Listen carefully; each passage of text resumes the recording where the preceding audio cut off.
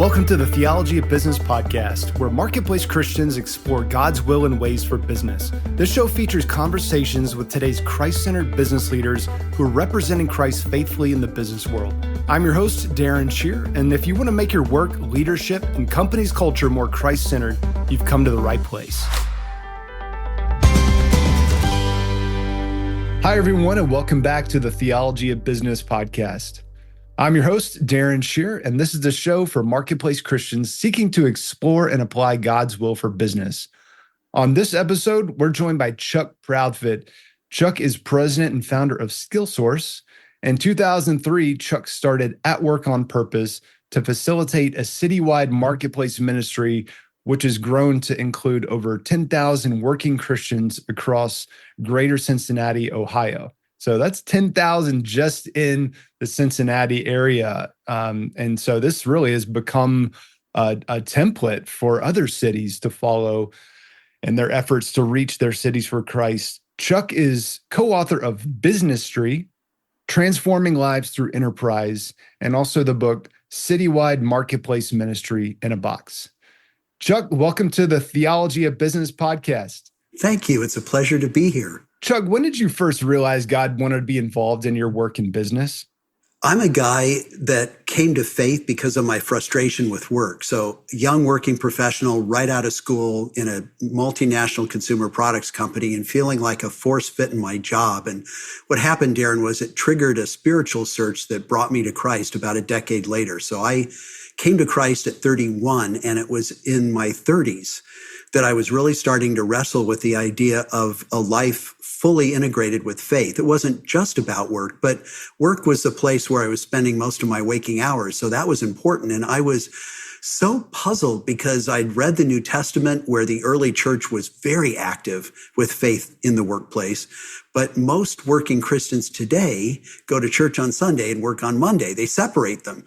So I really developed a passion for myself and for other people to figure out what it looks like in today's world to be faith active.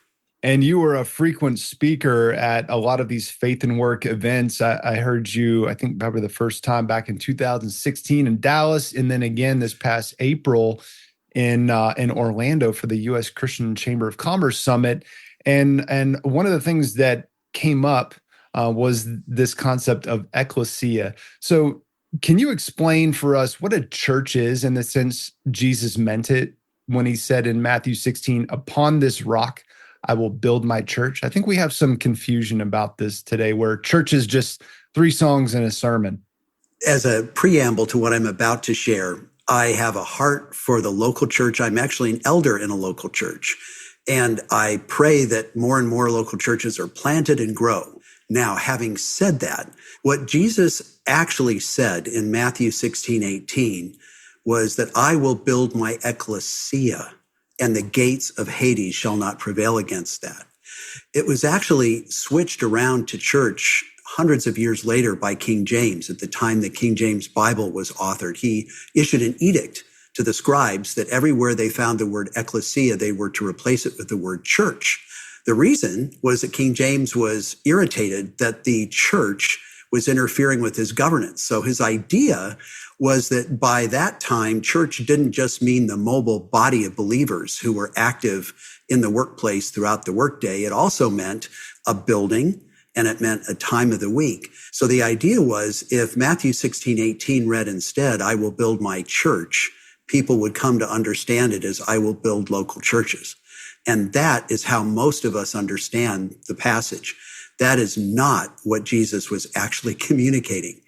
When he said, "I will build my ecclesia," he was referencing an ecclesia, a concept that actually originated hundreds of years before his birth. It started in Greece as a governing assembly, but it was perfected by the Roman Empire, Darren. When Rome would conquer a territory, they would win the peace by sending out what they called an ecclesia. It was a small number of upstanding Roman citizens. They would move into the conquered territory. They would acculturate the locals in the language and the lifestyle of Rome until everyone around them walked and talked like a Roman. So if we understand this context, when Jesus was saying, I will build my ecclesia, he's basically speaking to people at a time when the Jewish people have been conquered by Rome. And there's a Roman ecclesia in Jerusalem, and it's trying to assimilate Jews into Roman culture. And of course, the Jewish people are fiercely resisting this. So when Jesus said to the people of that day, I will build my ecclesia, they understood that what he meant was, I will raise up a small number of fully devoted followers who will infiltrate the culture for Christ, and the gates of Hades shall not prevail against that. Love that. King James was trying to compartmentalize the church and just sort of confine it to a building. Like, what you think he should have just left the term ecclesia, or is there another term he should have used? Well, King James definitely housed the worship in the houses of worship, didn't he? Oh, yeah. I mean, here we are hundreds of years later, and we understand that passage to mean church as the institutional church. But the truth is that the early church understood itself as the body of Christ. And the Apostle Paul actually used the metaphor of the body. And the Jewish people really gave theological origins to the early Christian church. And they understood that everywhere in life, you were either in your thoughts and your actions moving in the direction of God's will, which is good, or away from it, which was bad. And it didn't matter if you were at home or at work or at large. The point was that you were to be faithful wherever you found yourself. So Jesus was simply saying, I know that faithful Christians in the workplace will bring the light of Christ to the darkness of the workplace. That's what he meant. And the gates of Hades shall not prevail against that. Yeah. Have you seen any or come across any historical accounts of what this actually looks like when sort of the process of enculturating a new area with one of these ecclesias in the Roman times? Like, how do they decide who was going to be part of that ecclesia, and how many were there roughly? Any of that sort of information? Where could we go for that? There's a good book by Dr. Ed Silvoso called Ecclesia, which unpacks what I'm sharing with you in a lot more detail. The number of people that Rome would send to a conquered territory depended on its size. And typically, they would have a leadership cadre that was assigned to any given jurisdiction. And then they would be supported by soldiers, and then they would be supported by the Roman Empire at large. And Rome wasn't just sending people, it was building infrastructure. So Roman roads that became a mainstay for travel. And what many people also don't know, but I learned in that book, Ecclesia by Ed Silvoso, is that the word apostle was a word that Jesus also had taken from Roman military tradition, because in the Roman military, an apostle was an admiral responsible for a fleet of ships. And they would bring the materials and the ecclesia, the people, to the conquered territory, typically by sea, and then, of course, by land where necessary. So the point is, it wasn't just about the people they were bringing. It was building materials, construction workers. They literally created Roman facilities wherever they went to physically imprint the stamp of the Roman Empire into the soil of the conquered territory. And so when Jesus says that wherever two or more are gathered, there I am in your midst, can you elaborate on that? Because this has some Greco-Roman origins as well, right? It does. This is a third Roman military construct that Jesus appropriated from the Romans and infused with kingdom DNA. So in Matthew 18:20, we read, where two or three are gathered, there I am in their midst. In other words, where two or three believers are present, Jesus is in our midst. It's not just the DNA and the memory of the kingdom. We're literally in community. But that term, once again, originated with the Roman Empire. So the phrase conventus civium Romanorum meant that where two or three Roman citizens travel to a foreign land, the empire of Rome is already present with them. Many times, the two or three Romans were spies who were sent out to study a land that had not yet been conquered in preparation for military action. So when Jesus said, where two or three are gathered, there I am in their midst, he was appropriating this idea. So when two or three of us go to the spiritually foreign world of work, and we're surrounded by colleagues who are all over the map spiritually, we are the conventus in that place of work. We are the two or three, and we're not alone. Jesus is in our midst, and we're given spiritual responsibility and authority to bring the kingdom to that place of work. Yes. So why does the American church template look so different than this idea of ecclesia, of conventus? Why does it look so different? Over the centuries, there have been a series of historical occurrences that started to shape what we think of today as the institution of church. And King James' decision with the King James Bible is one example, but another one that happened earlier was the Council of Nicaea in 325 AD. This is when the Roman Emperor Constantine is adopting Christianity as the official religion of the state. They'd spent centuries trying to eradicate Christianity and they couldn't, so they decided if we can't beat them, we'll join them. But we would like to assimilate Christianity into the Roman Empire. So at the Council of Nicaea, this is what was happening. Christianity was becoming the official religion. But at this council, it was decided to create a distinction between the clergy and the laity. So the clergy were to be spiritual people set apart for the study of the transcendent realities of God and spiritual life. And then the laity, that's everybody else like you and me, were simply workers who would go off to work. And then we were to set aside part of our earnings to fund the clergy to do their spiritual work. Now, this construct was not at all in the tradition of the early church, and it didn't at all reflect the Jewish tradition. But instead, it was a reflection of a Greek philosopher, Plato. It's called dualism, to separate the sacred and the secular. So what happens in 325 AD is that we introduce a foreign construct to Christian theology where clergy are set apart from laity. Then as the church becomes buildings and worship services, as well as the mobile body of believers, we start through King James to have a shift in our understanding of what church is. And so now, centuries later, we find ourselves in an institutional box. So people that believe they want to go into ministry, they'll go to seminary and then they'll look for a pastoral position. And if somebody is out in the marketplace like you and me, they'll often say, I'm going to quit my job so I can go into ministry. And the hard truth is there's nothing that's true about that. We are in ministry wherever God has placed us at work. Yes. But this is the mindset now that church is a place and the pastors there are the professionalized, institutionalized clergy, and the rest of us are the laity who are to attend worship services and we are to donate to the work of the church. Mm.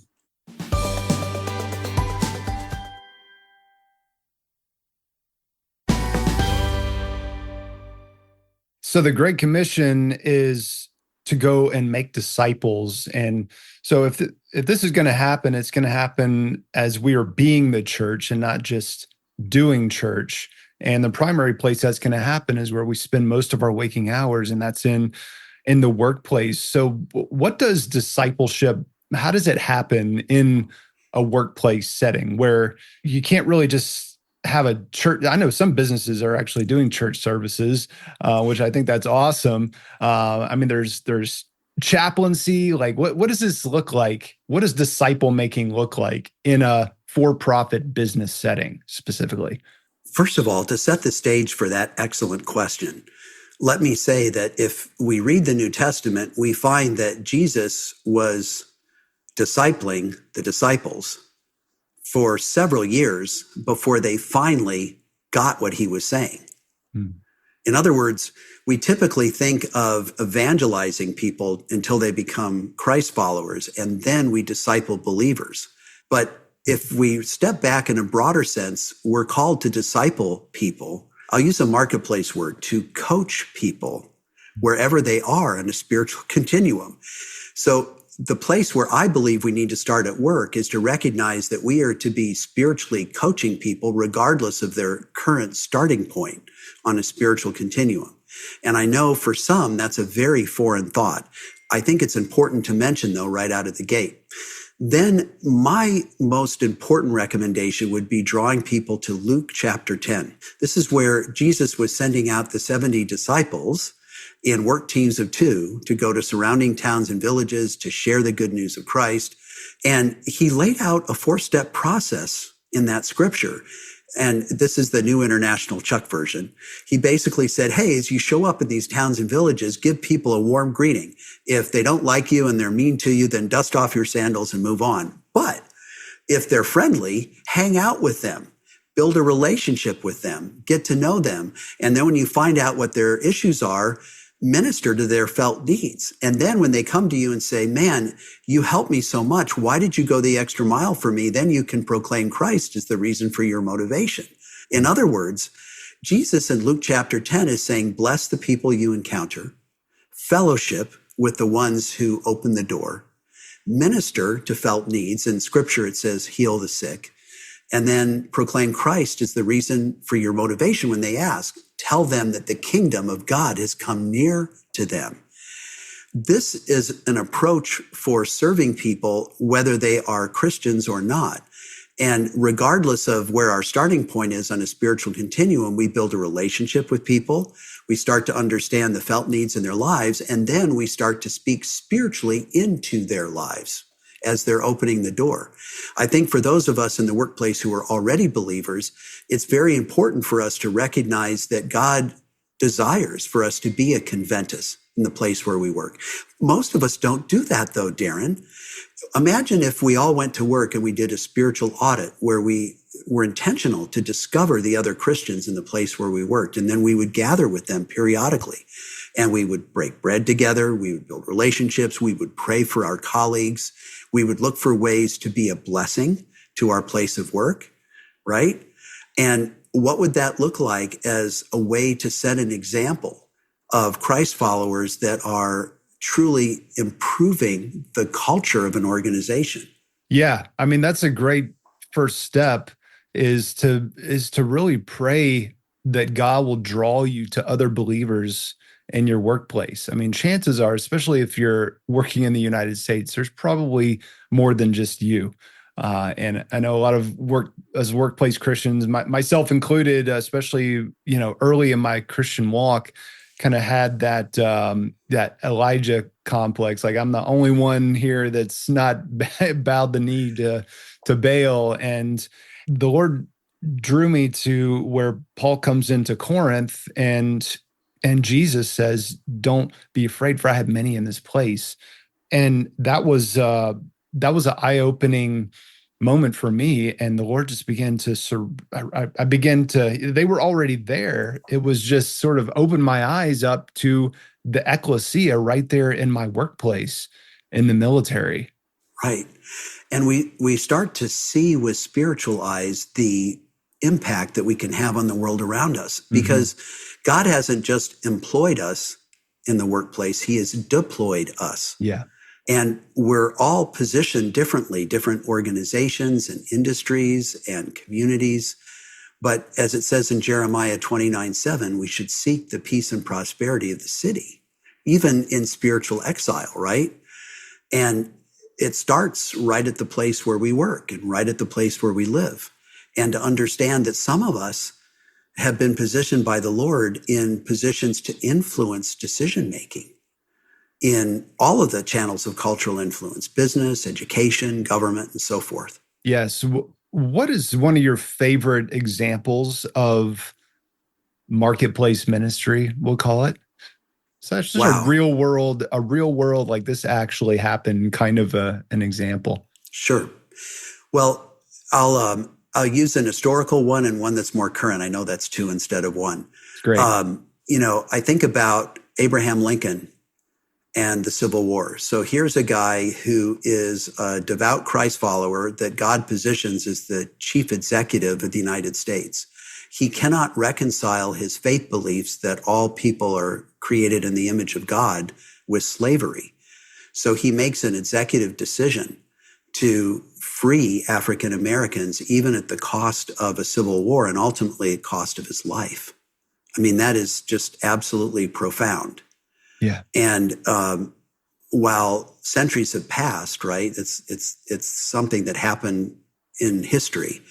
It echoes so much in our current culture, in our current national discourse, in our current life. A current example that comes to mind is so many business leaders like the Cathy family with Chick-fil-A. What they have essentially done, in my opinion, is to disciple an industry.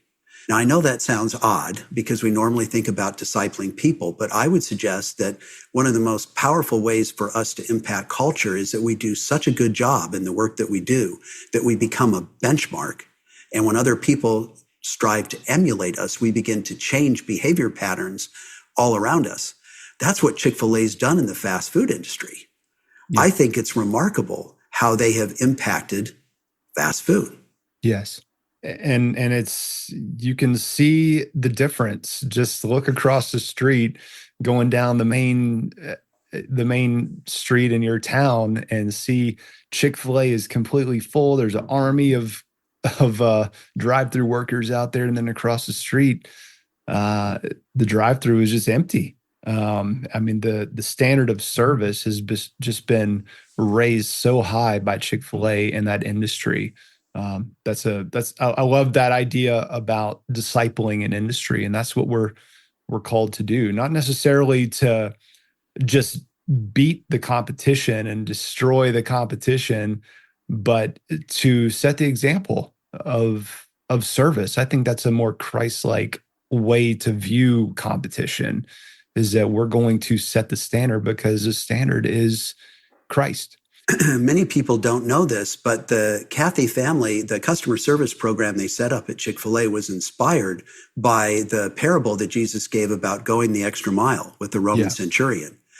And what would it look like to go the extra mile in the way that Chick-fil-A would serve its customers and its associates?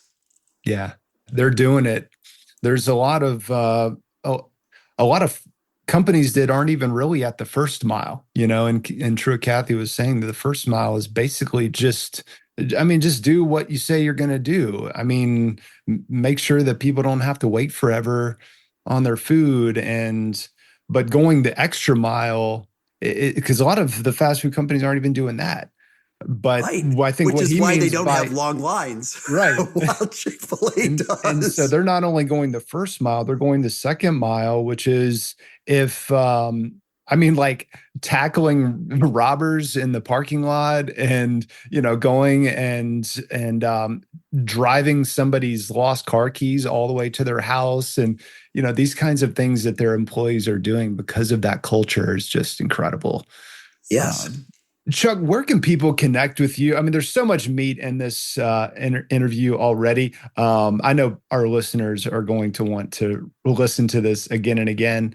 But after they listen, where can they connect with you to get more involved in what you're doing? I know atworkonpurpose.org and skillsource.com are your websites. What do you want to say about those?